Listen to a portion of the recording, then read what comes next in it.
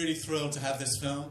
This was literally the last film we put into place at FrightFest because we were offered it so late. But we really loved it, and that's why it's here. A young man with hypertension, and here's the director, Mr. Linus de Paoli.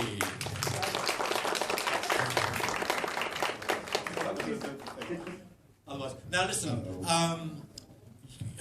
you may remember a couple of years ago we showed a film called The Samurai, which is what? Yes, thank you. Which is what Linus produced. And of course now it's almost in reverse because Till Climate, the director of that, was your second unit on this film. Actually, yeah, first AD. First AD, sorry, first AD. So you're all in this little sort of like group together. I mean, yeah, it's like a little film family that we have in Berlin. We help each other out, and we've been working together since film school. We started together in 2004, and yeah, the best way to describe it is a family, actually. Right. Now we don't want to talk too much about the actual story of this because actually the way it unfolds, I think you have to sort of be, you know, pretty in there. But I am going to say a couple of things. I mean, do you see it as sort of being set in the future? Your other two films were. I mean, this has got that very, very strange, odd edge. Is it? Would you say it's like the next day after tomorrow or something? Yeah, you could see it like that, but even with the other films that I did, The Boy Who Wouldn't Kill and Dr. Kill, they're not really. I mean, The Boy Who Wouldn't Kill is a post-apocalyptic film. I guess that's in the future. But with Dr. Kill, I think it's like a parallel presence. Okay. And I think the same applies here. It's more of an interpretation of the presence than an actual future setting. Right. And where did you get the idea from, without revealing too much what that idea is? You mean the story or the yeah, the story. Well, it's an observation. You know, I think the film is way more about my life, maybe your life. I don't know, Alan, or like my friends of mine. Then I would sometimes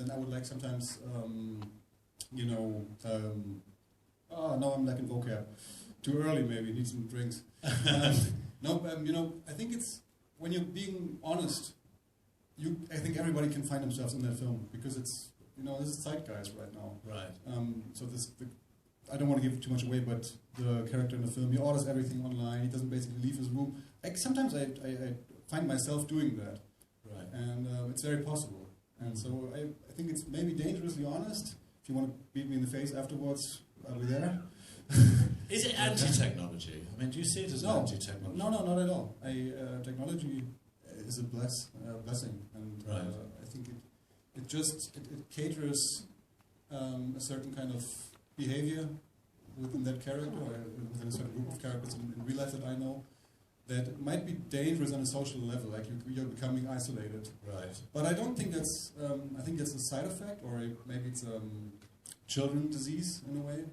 That we're just, you know, internet is fairly young still. I mean, how would you describe it? Because I would say it's quite minimalist in the way you approach it. I mean, it's actually very, very, you know, is that how would you describe it yourself? Yeah, why not? Minimalist fits very well.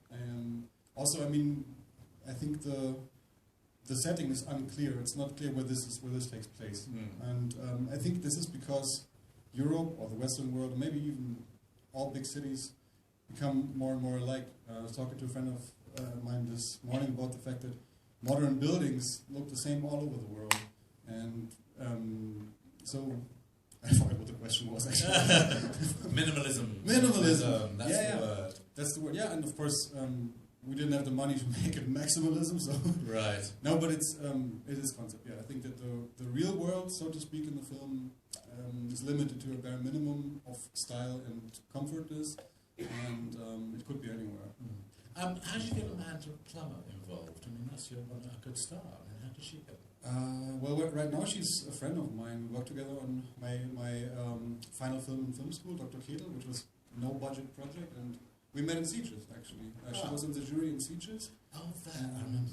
And she liked our short film, the post-apocalyptic one, and she said, "What's your next project?" And I was like, "Yeah, we're still in film school." And she said, "Doesn't matter. Okay, let's stay in touch."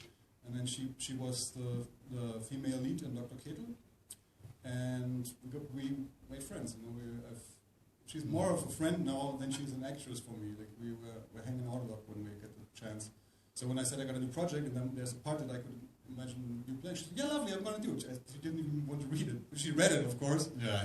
But she was like, yeah, of course. Now I've got to get the lead actor's name right. Adam Ild Rohweder. Adam Ild Rohweder. Rohweder. Oh, sorry, I was nearly right. Oh, there. Yeah. I mean, his performance is very sort of, how am I going to say it? Like blank verse almost. I mean, he's like completely. Well, what is it? Like distracted. What did you tell him to do all through this? Not that much. I mean, we talked about the character a lot, and he forged it himself in a way. And I just basically told him, maybe that's a little too much. But yeah, I think he... Because he reins it in. It's a very reined-in performance. Yeah, but there's not a big concept on make it like this. Right. You know, it needed to come from him. So it needed to be something that he could find within himself, and not a character that he makes up and then slips into this costume. So I was always looking for something in him, and I said, can you relate to that? How would you do that? And so on. Right. And I think he basically picked a part of himself and slipped into that. Now, before I leave you, I'm going to have to talk about your project that you are working on with Till again. It's a Sky Germany TV series. It's a horror series. It's called Hausen, and it's a 10-piece or 10-episode series.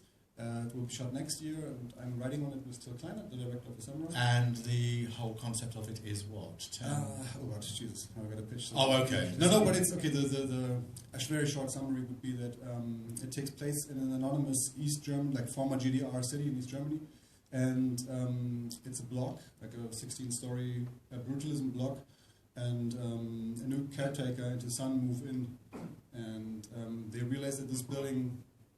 Not to spoil too much, but there is some evil power within that building, and the old inhabitants, they don't even recognize it anymore.